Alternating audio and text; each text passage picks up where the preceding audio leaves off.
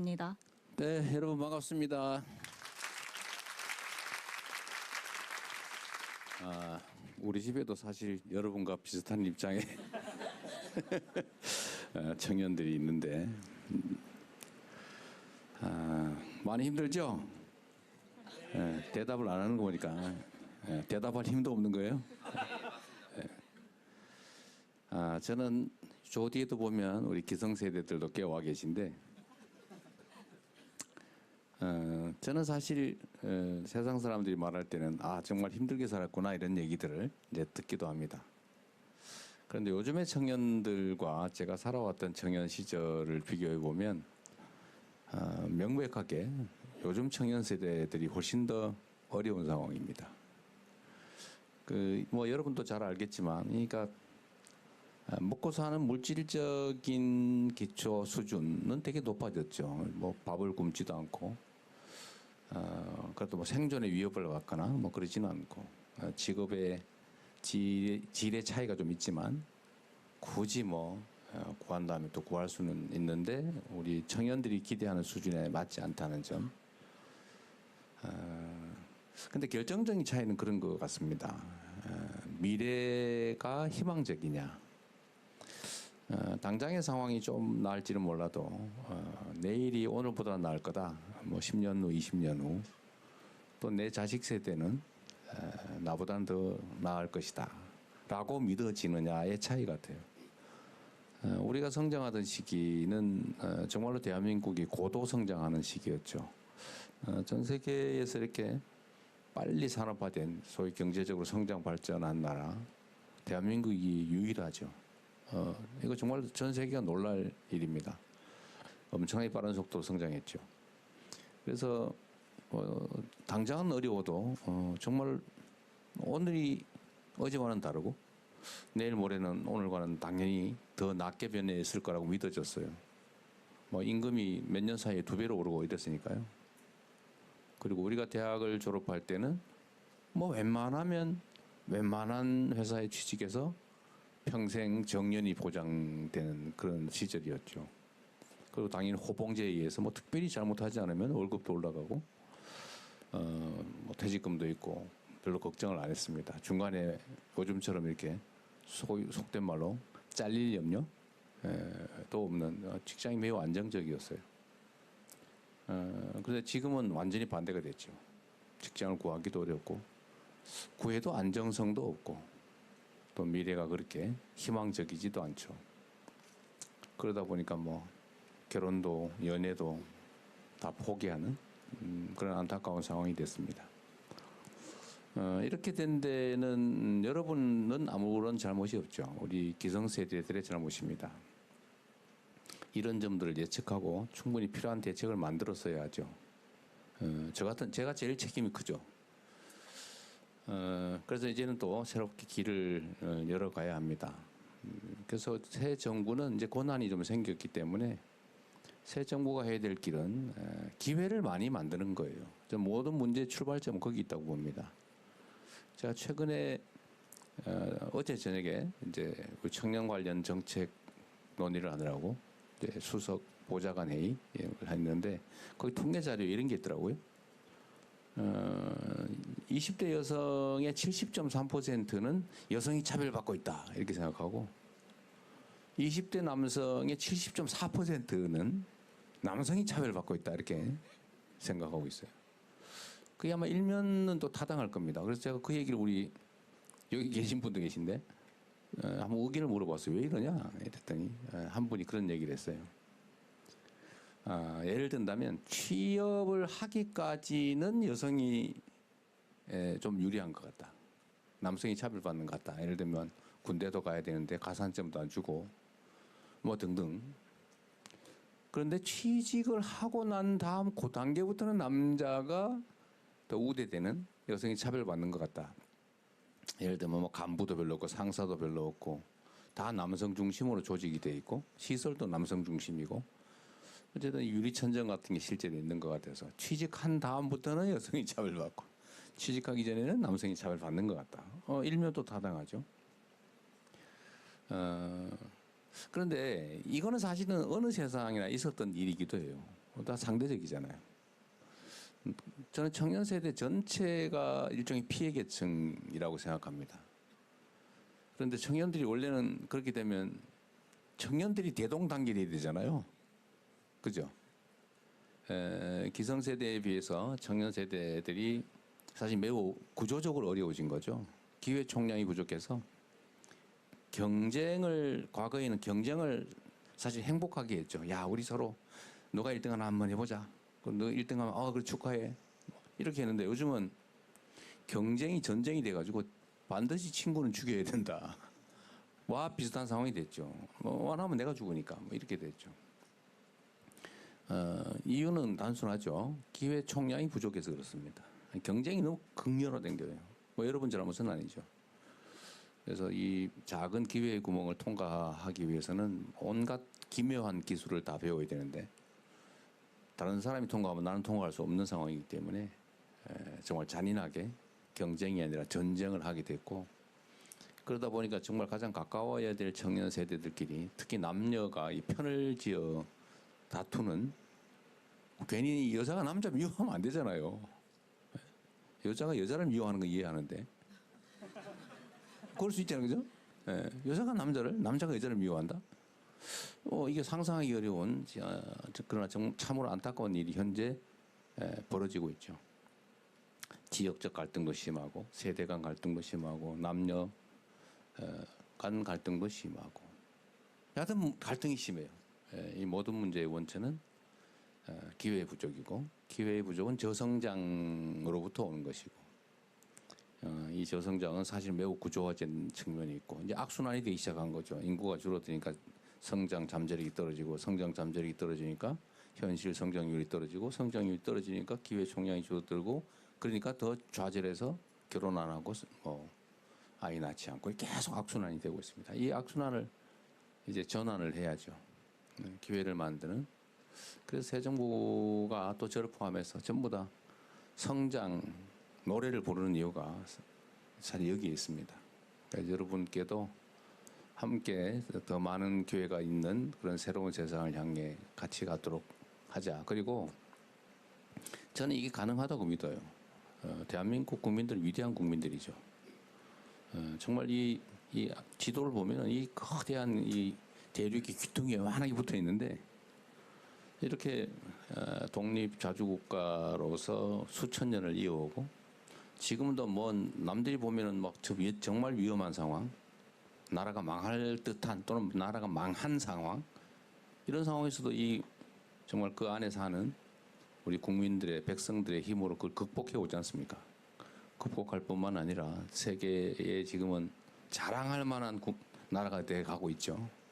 K-팝 이런 거, 예를 들면 K-푸드, K-컬처. 우리가 이제 첨단 기술, 인공지능 이런 분야에서도 주력하지만 사실 문화 부문에서 우리는 또 다른 기회가 있다고 보는데 어쨌든 전 세계가 지금 각광을 하지 않습니까? 그래서 그런 데에서도 기회를 좀 만들고 그래서 새롭게 리셋하고 또 우리가 새로운 각오로 서로 존중하고 이해하고 힘 합쳐서 통합해서 함께 나가면 새로운 길을 열어갈 수 있을 것 같아요. 여하튼 미안하다는 생각이 많이 듭니다. 오늘도 옆에 계신 여러분 미안하게 생각하고요.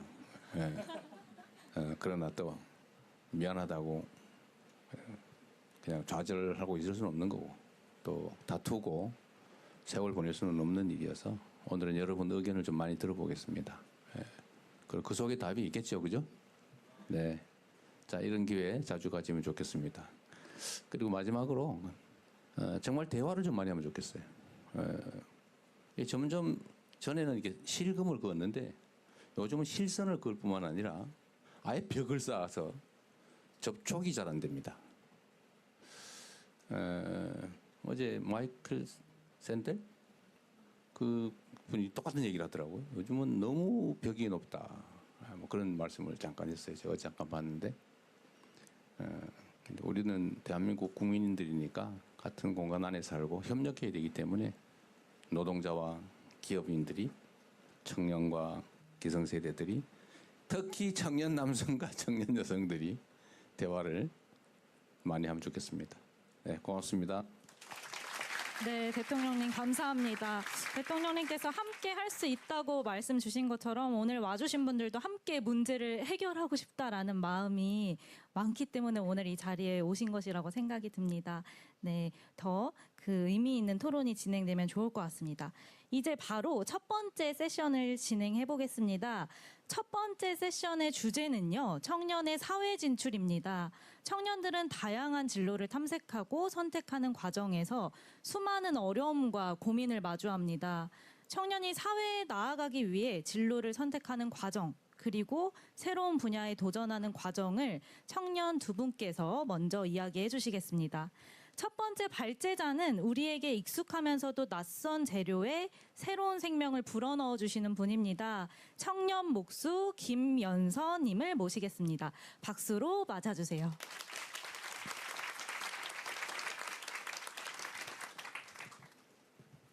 네, 안녕하십니까.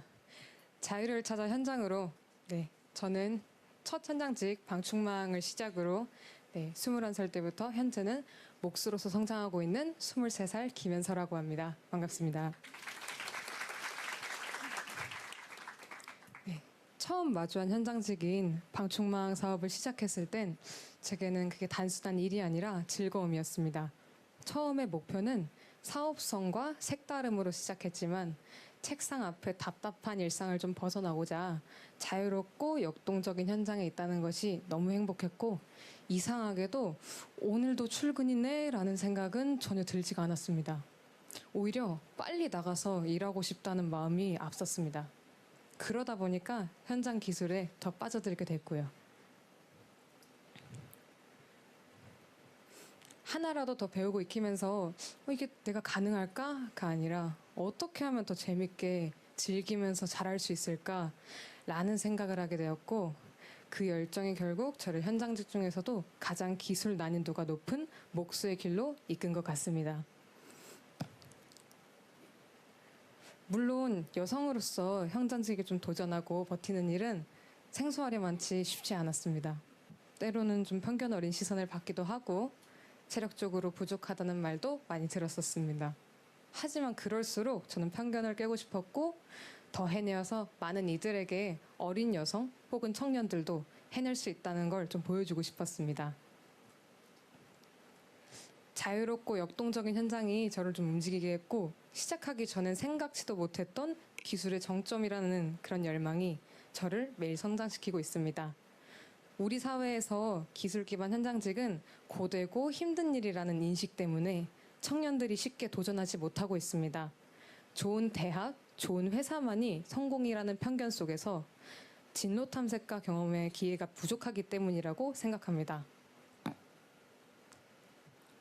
청년들이 현장직을 직접 경험도 해보고 다양한 진로를 선택할 수 있도록 기회를 넓혀주신다면 현장 기술직 또한 자부심과 성취심을 느낄 수 있는 또 다른 성공의 길로 당당한 다양한 길이 될 것이라고 생각합니다. 감사합니다. 네, 감사합니다. 김연서님 말씀 들어보니까 그 청년들에게 물어보면 월요일 아침 출근 때부터 9시 눈 뜨자마자 너무 가기 싫다 이런 얘기를 하는데, 저는 일요일 아침부터 너무 불안한 마음이 들었었습니다. 아마 청년분들도 많이 공감을 하실 것 같습니다. 다음으로는 저희 이어서 강원도 홍천에서 청년들을 위한 새로운 플랫폼을 운영하는 사업가를 모셨습니다. 김성훈 업타운 대표님을 박수로 맞아주세요.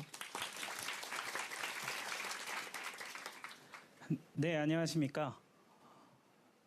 저는 세상에 없던 컨텐츠로 사람과 사람을 연결하고 있는 주식회사 업타운의 대표 김성훈입니다. 네, 감사합니다.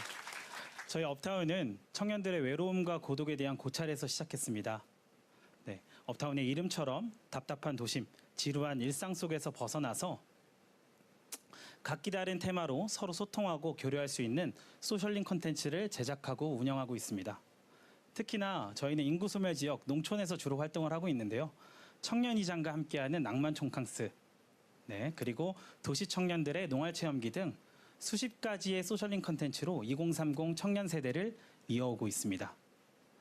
그리고 홍천에서는 평균 연령 70대 깡촌에 20대 청년 수만 명이 몰려오는 힙한 농촌, 청년마을, 왓썹타운도 함께 운영하면서 지역의 활성화를 새로운 모델로서 만들고 있습니다.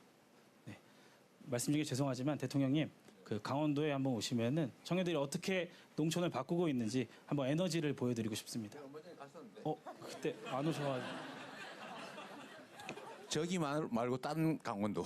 아, 저기 와봐달라. 네, 이 말이죠. 다음에는 홍천으로 와주시면 알겠습니다. 새로운 모습 보여드리겠습니다. 네, 네.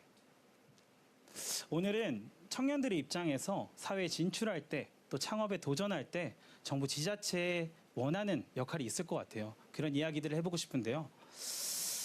저는 다양한 청년들을 만나다 보니까 관계, 소통 측면에서 좀 집중을 해봤습니다. 청년들이 창업에 도전할 때 실제 필요한 것들은 저는 돈보다 사람이라고 생각합니다. 수백만 원의 초기 창업 비용보다 창업에서 더 속도를 낼 수 있는 것은 팀원 한 명, 멘토 한 명, 그리고 지역의 신뢰 한 다발이라고 생각합니다. 하지만 청년들에게는 이런 사람을 만날 수 있는 관계 인프라가 매우 부족합니다. 특히나 만난다 하더라도 시간, 돈, 그리고 명분이 없어가지고 그 타이밍을 놓치게 되는 것이죠. 그리고 두 번째는 공공과의 일상소통에 빈틈이 있다고 저는 생각합니다. 청년들이 공공과 정부와 소통할 수 있는 창구는 많습니다. 그렇지만 대표성을 띠는 몇 명의 소수 의견, 그리고 개인의 민원 위주로 흘러가고 있고, 이러다 보니까 평범한 청년 다수의 하루, 그리고 경험, 문제들이 정부의 정책 과정에 데이터로 쌓이지 못합니다. 이러다 보니까 결과론적으로 청년들이 현장에서 체감하는 이슈들이 정부의 제도 개선으로 이어지지 않는 것 같습니다. 네. 그래서 저는 오늘 정부의 두 가지를 제안하고자 합니다. 첫 번째는 관계 바우처입니다. 청년들이 매달 소액이라도 만남, 그리고 모임, 그리고 연애, 혹은 창업 해커톤 등 직접 사람을 만나는데 정부에서 지원해 주시면 감사하겠습니다. 네, 두 번째는 정부에서 직접 공공 청년 소통 플랫폼을 만들면 어떨까 생각해 봤습니다. 지금의 소통 창구는 청년들에게 너무 허들이 높고 솔직히 보수적입니다. 딱딱합니다. 그래서 지금 대학생들이 많이 사용하고 있는 에브리타임, 직장인들의 블라인드처럼 조금 라이트하게, 가볍고 편안하게 청년들이 공공과 소통할 수 있는 그런 플랫폼을 만들어 주십시오. 네. 실명 인증은 하되 댓글이나 게시물들은 익명으로 하고, 그리고 청년들의 관심이 많이 가지고 있는 주거, 취업, 창업, 그리고 정신건강, 일상 등은 카테고리를 만들어서 생활 이슈들을 수집하고 토론할 수 있게 하면 좋을 것 같습니다. 그리고 저희 청년들은 대통령님 온라인이 편합니다. 그래서 네, 분기에 한 번씩 여기 계시는 장관님들이나 아니면 대통령님께서 직접 스트리머가 되셔가지고 BJ로서 온라인에서 청년들을 만나볼 수 있으면 더 많은 청년들의 일상을 들을 수 있지 않을까 생각합니다. 그렇게 보통의 우리 청년들의 이야기들이 모이고, 그리고 토론할 수 있고, 집단지성으로 쌓아서 정부의 정책에 반영할 수 있으면 이게 또 다른 유형의 K민주주의 아닐까 저는 생각해 봤습니다. 청년은 쉽게 말하고, 그리고 정부는 정확하게 듣는 구조, 선순환 모델로서 설계해 주십시오. 감사합니다. 네, 김성훈 대표님 감사합니다. 돈보다 사람이라는 문장이 좀 기억에 남는데요. 청년들을 위한 지역사회 플랫폼을 만드는 과정에 대해 유익한 의견을 들어보았습니다. 지금부터는 이 두 청년 여러분들의 발제를 듣고 여기 계신 참여자분들, 청년 여러분들이 생각하시는 바와 정부에서 이런 방향으로 나아갔으면 좋겠다라는 점을 자유롭게 이야기하는 시간입니다. 그리고 시작하기 전에 오늘 각 부처 장관님들도 오셨습니다. 뒤쪽 중간에 손 한번 들어주시겠어요? 네, 부담스러우실 수도 있겠지만 장관님들과도 함께 논의해 주시고 필요에 따라 마이크를 넘겨드리도록 하겠습니다. 혹시 1번 주제에 대해서 객석에 계신 분들 중 의견이나 질문 있으신 분들께 발언권을 넘겨드리겠습니다. 손을 들어주시면 됩니다. 골고루 제가 저기 끝에 하얀색 안경 쓰신 분, 네. 간단한 자기소개와 의견을 말씀해 주시면 됩니다. 네. 네, 안녕하세요. 저는 숙명여자대학교 학보사 숙대신보의 편집장 임규민이라고 합니다. 먼저 오늘 청년들과 직접 만나서 목소리 전할 수 있는 자리를 마련해 주신 것에 굉장히 감사하다는 말씀 드리고 싶습니다.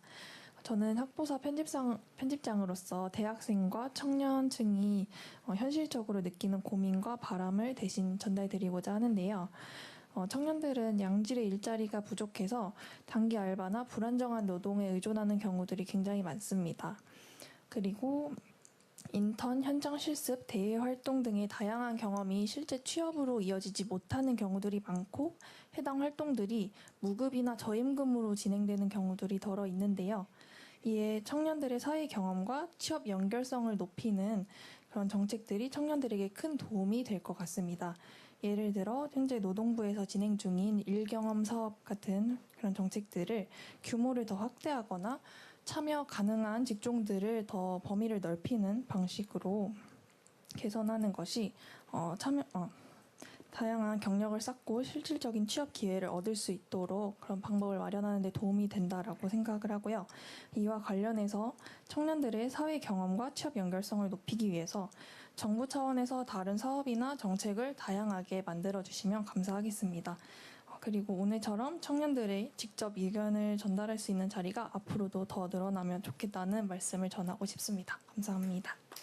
네, 감사합니다. 짧은 시간 안에 양질의 일자리, 알바나 인턴, 현장 실습이 아닌 좀 더 청년들이 지속할 수 있는 부분에 대해서 말씀을 해주셨습니다. 저희 패널 분들께서 혹시 답변을 해주실 수 있는 분이 계실까요? 네, 없으시면은 네, 저도 그 생각을 하고 있었는데요. 마침 고용노동부 장관님이 와 계신데요. 마이크 전달해 주시면 장관님 의견 들어보겠습니다. 네, 안녕하세요. 이거 대본에 없던 거 아니었나요? 너무 잘 들었습니다. 청년들은 기업에서는 경력직을 올 상반기만 하더라도 82%가 경력직을 선호하고 청년들은 취업도 못해서 경험이 없고 경험 없이 취업 못한 악순환이 빠지고 있는데요. 방금 아까 저 친구 말씀처럼 정부에서는 일 경험을 확대하려고 하고 있는데 구체적으로 엊그저께 대통령께서도 국무회의에서도 말씀을 하셨고 민간에게 좀 더 청년들에게 기회를 줬으면 좋겠다고 하는데 EU에서는 유스 개런티라고 해가지고 청년에게 대한 좀 더 주자는 건데 새 정부에서 AI에 대한 대대적인 투자도 하고 하기 때문에 기업하고 좀 협의를 해와야 되겠습니다만은 좀 청년 쿼터를 좀 늘려서 경험을 많이 쌓을 수 있도록 하는 것 어떨까 생각도 하고요.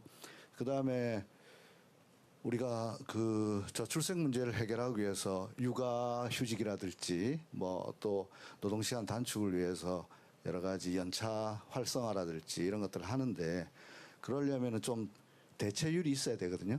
그분들이 장기한 보를 가려면 그런 자리에는 또 청년들이 가가지고 경험을 쌓는 그래서 뭐 한 일석이조로 기성세대들은 편하게 육아휴직이나 또 장기휴가나 이런 것들을 쓸 수 있도록 하고 그 빈자리는 또 청년들이 가서 또 경험을 쌓고 하는 뭐 이런 것들 뭐 여러 가지로 고민하고 있습니다. 오늘 여러분들 좋은 말씀 주시면은 잘 검토해서 열심히 하겠습니다. 네, 고맙습니다. 네, 제가 좀 얘기해 줄까요?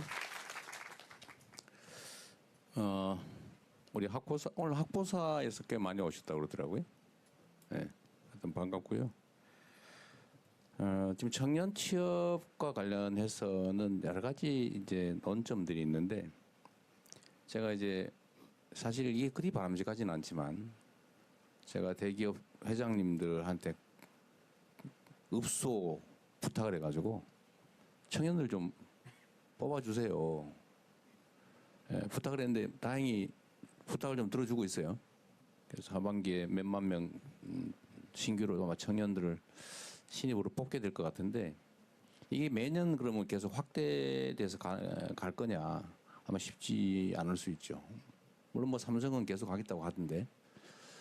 근데 이게 어떤 문제가 있냐면 사실 이제 여러분의 문제이기도 한데요. 기업들 입장에서 경력직을 단기로 뽑는 건 이유가 있어요. 제가 경영을 하지는 않지만 그 사람들 입장에서는 첫째로 효율적으로 이미 훈련된 사람을 뽑아 쓰는 게 이익이다. 뭐 이게 좀 뭐 당연하겠죠. 그럼 옛날에는 안 그랬냐? 옛날에 다 신입 사원 뽑아가지고 교육 훈련 시켜서 일 시킬 때 이때는 그러면 그 경력직을 뽑는 게 그러면 더 유리하지 않았느냐? 그렇지 않죠. 당시에도 경력직을 뽑았어요. 그런데 그때는 왜 신입사원들을 많이 뽑았냐? 이것도 이제 일종의 악순환인데, 당시에는 일단 취직하면 기본적으로 정년 보장을 했어요. 그러니까 경력직 뽑으려도 이미 다른 회사에서 잘 안 나와요.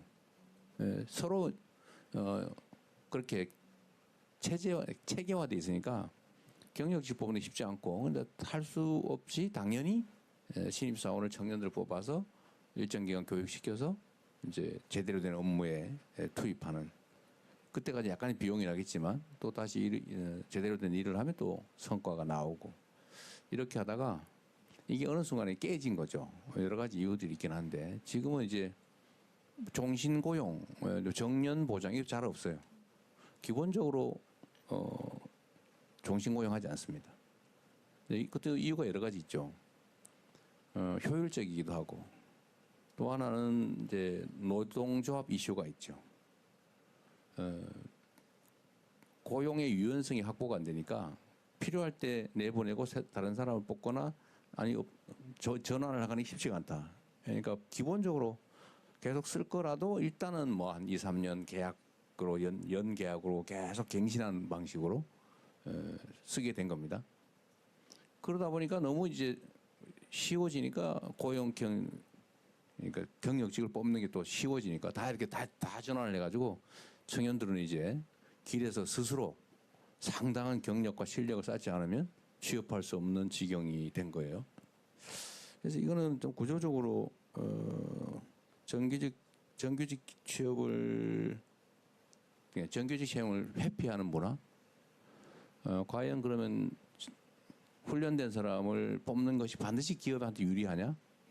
사실 불리하다고 해요. 기업 입장에서 그런 게 있다고 합니다.